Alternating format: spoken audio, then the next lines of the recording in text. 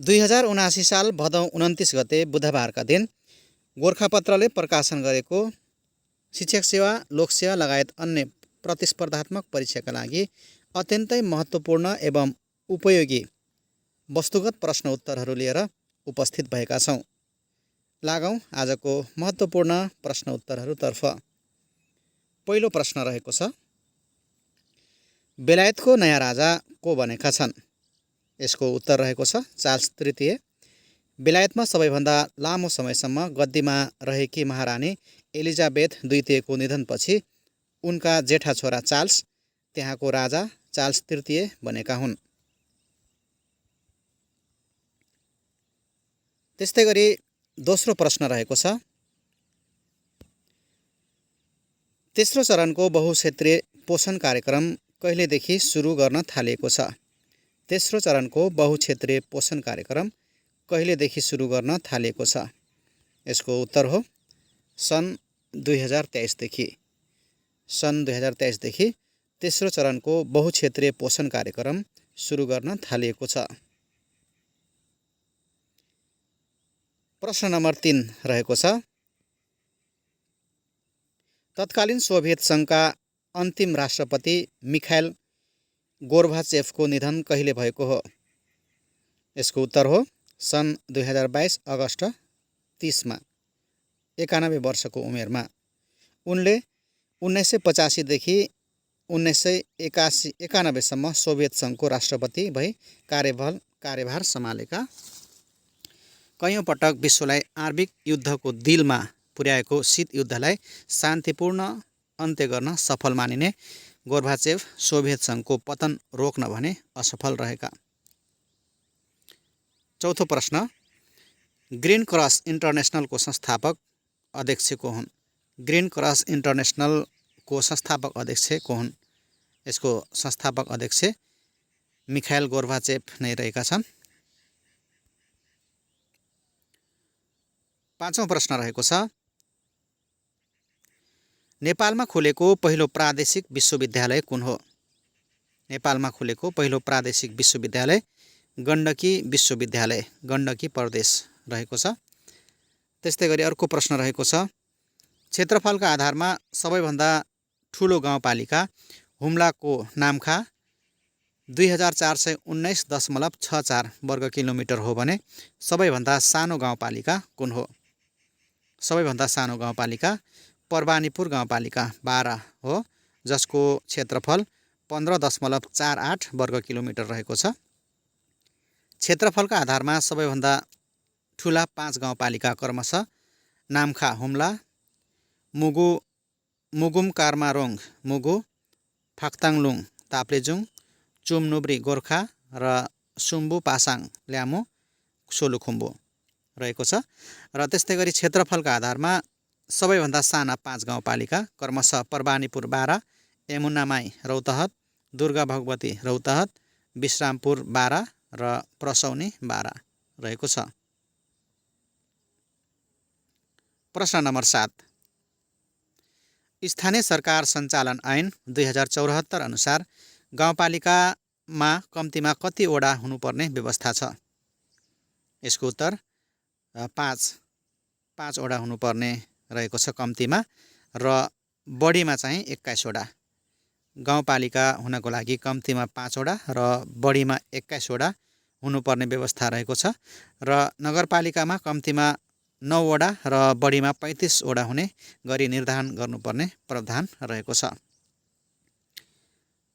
अर्को प्रश्नतर्फ जाउँ।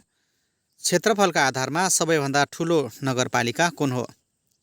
क्षेत्रफलको आधारमा सबैभन्दा ठुलो नगरपालिका सिद्धगङ्गा नगरपालिका अर्घाखाँची रहेको छ, जसको क्षेत्रफल 610.43 वर्ग किलोमिटर रहेको छ। क्षेत्रफलका आधारमा सबैभन्दा ठुला 5 नगरपालिका क्रमशः सिद्धगङ्गा अर्घाखाँची, आठबिसकोट रुकुम, त्रियुगा उदयपुर, सोलु दुधकुण्ड सोलुखुम्बु र कमलामाई सिन्धुली रहेको छ। त्यस्तै गरी क्षेत्रफलका आधारमा सबैभन्दा साना 5 नगरपालिका क्रमशः भक्तपुर, कीर्तिपुर काठमाडौँ, टोखा काठमाडौँ र गौर रौतहट रहेका छन्। प्रश्न नम्बर 9, नेपाल सरकारले सञ्चार र सूचना प्रविधिको टेवा हातमै सरकारी सेवा भन्ने नाराका साथ नागरिक एपको शुभारम्भ कहिले गरेको हो? यसको शुभारम्भ विक्रम सम्वत 2077 साल माघ 2 गते भएको हो। त्यस्तै गरी अर्को प्रश्न रहेको छ, नेपालमा जापानिज इन्सेफ्लाइटिस विरुद्धको खोप लगाउन कहिलेदेखि थालिएको हो? यो खोप सन् 2004 देखि लगाउन थालिएको हो। 11औं प्रश्न रहेको छ, प्रदेश 1 साक्षर घोषित कहिले भएको हो? प्रदेश नम्बर 1 साक्षर घोषित कहिले भएको हो? यसको उत्तर रहेको छ विक्रम सम्वत 2079 साल भदौ 23 गते भएको हो। युनेस्कोद्वारा 12 मापदण्डलाई आधार बनाई प्रदेशलाई साक्षर घोषणा गरिएको। प्रदेशका 14 जिल्लामा रहेका 137 पालिकामा 15 देखि 60 वर्ष उमेर समूहका 96.74% साक्षर रहेको जनाइएको। 12औं प्रश्न रहेको छ, निकृष्ट बाल श्रम मुक्त घोषणा हुने देशकै पहिलो नगर कुन हो? निकृष्ट बाल श्रम मुक्त घोषणा हुने देशकै पहिलो नगर हेटौडा उपमहानगरपालिका हो।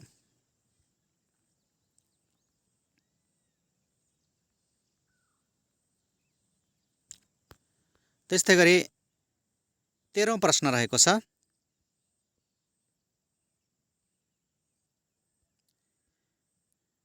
काठमाडौँ उपत्यकामा हर्न निषेध नो हर्न क्षेत्र सम्बन्धी व्यवस्था कहिले भएको हो? विक्रम सम्वत 2074 वैशाख 1 गतेदेखि। प्रश्न नम्बर 14, विश्वको पहिलो महिला प्रधानमन्त्री को हुन्? विश्वको पहिलो महिला प्रधानमन्त्री सिरिमाओ बन्दरानायके श्रीलङ्का हुन्। सन् 1960 मा प्रधानमन्त्री बनेकी। प्रश्न नम्बर 15, ग्रीष्मयाममा समुद्रबाट जमिनतर्फ र हिउँदयाममा जमिनबाट समुद्रतर्फ बहने वायु कुन हो? यो वायु मनसुनी वायु रहेको छ, मनसुनी वायु हो।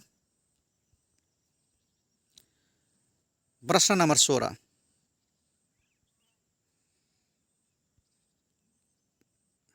विश्वमा क्रेडिट कार्डको प्रयोग गर्ने पहिलो राष्ट्र कुन हो? विश्वमा क्रेडिट कार्डको प्रयोग गर्ने पहिलो राष्ट्र अमेरिका हो। 17औं प्रश्न रहेको छ, बेलायतकी महारानी एलिजाबेथ द्वितीयको निधन कहिले भएको हो?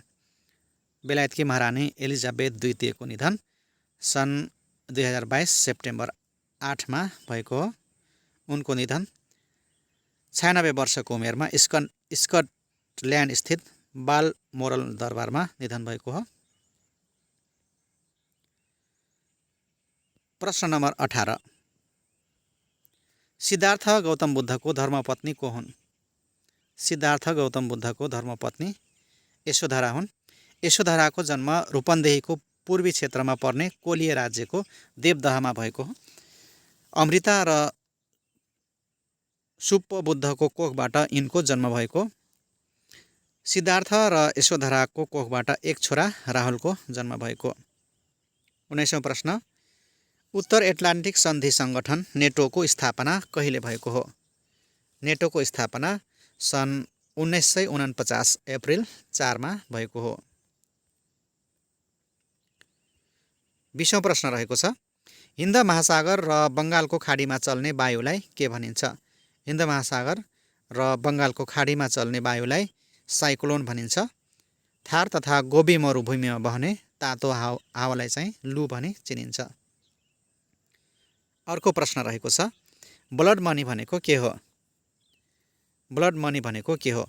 मृत्युदण्डको सजाय पाएको व्यक्तिको पक्षले पीडित पक्षलाई क्षतिपूर्ति दिई आरोपी पक्षलाई बचाउने गरी दुवै पक्षको हित गर्न गरिने रकमको आदान प्रदानलाई ब्लड मनी भनिन्छ। 22औं प्रश्न रहेको छ, ग्रामी अवार्ड कुन क्षेत्रसँग सम्बन्धित छ? ग्रामी अवार्ड सङ्गीत क्षेत्रसँग सम्बन्धित रहेको छ। यो अवार्ड पहिलो पटक सन् 1954 मे 4 मा प्रदान गरिएको थियो। त्यस्तै गरी अर्को प्रश्न नम्बर 23 रहेको छ। नेपालको संविधानको कुन धारामा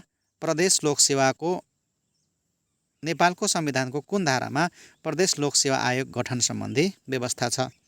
यसको उत्तर रहेको छ धारा 244 मा प्रदेश लोकसेवा आयोगको गठन सम्बन्धी व्यवस्था रहेको छ। प्रश्न नम्बर 24 नेपालकै ठुलो विद्युतीय सब स्टेसन कहाँ रहेको छ? नेपालकै ठुलो विद्युतीय सब स्टेसन धनुषाको ढल्केभरमा रहेको छ। 400 kV को यो सब स्टेसन विक्रम सम्वत 2077 साल माघ 19 गते उद्घाटन गरिएको हो। त्यस्तै गरी अर्को प्रश्न रहेको छ। प्रश्न नम्बर 25 नेपालमा पहिलो विद्युतीय राहदानी कसलाई प्रदान गरियो? नेपालमा पहिलो विद्युतीय राहदानी कसलाई प्रदान गरियो? यसको उत्तर हो सत्यमोहन जोशीलाई। विक्रम सम्वत 2078 मङ्सिर 1 गते यो राहदानी प्रदान गरिएको हो सत्यमोहन जोशीलाई। नेपालमा राहदानीको सुरुवात गर्ने व्यक्ति भने भीमसेन थापा हुन्। त्यस्तै गरी नेपालमा हस्तलिखित राहदानीको सुरुवात विक्रम सम्वत 2019 मङ्सिर 4 मा भएको हो। नेपालमा MRP को सुरुवात विक्रम सम्वत 2067 साल पुस 11 बाट भएको हो। अर्को प्रश्न रहेको छ। प्रसिद्ध समाजसेवी तुलसी मेहरद्वारा जनचेतना जगाउने उद्देश्यका साथ सञ्चालन गरिएको चरखा प्रचार नामक अभियानमा रोक लगाउने राणा प्रधानमन्त्री को हुन्? भीम शमशेर हुन्। प्रश्न नम्बर 27 हरित सहर भने हेटौँडालाई चिनिन्छ भने गुलाबी सहर भने कुनलाई चिनिन्छ? गुलाबी सहर भने वालिङ सहरलाई चिनिन्छ। त्यसै गरी सेल्फी सहर भने धनकुटा, फ्री वाइफाई नगर भने मटिहानी तथा बालमैत्री स्थानीय शासन नगर भने देवचुली र सुनवललाई चिनिन्छ। 28औं प्रश्न रहेको छ। मानव बेचबिखन तथा ओसार प्रसार विरुद्धको राष्ट्रिय दिवस कहिले मनाइन्छ? यो दिवस भदौ 20 गते मनाइन्छ।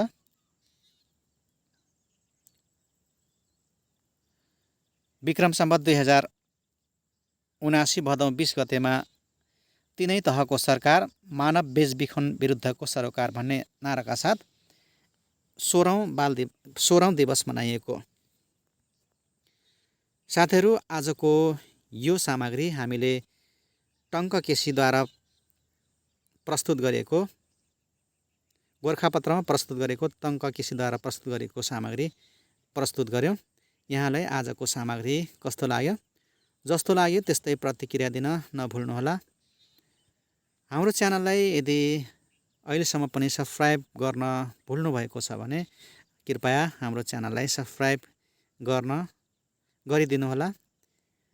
हामी फेरि पनि यस्तै शिक्षक सेवा तथा लोकसेवा लगायत अन्य महत्त्वपूर्ण प्रतिस्पर्धात्मक परीक्षाका लागि भिडियोहरू लिएर आउने बाचा गर्दै आजको भिडियोबाट बिदा हुन चाहन्छौँ।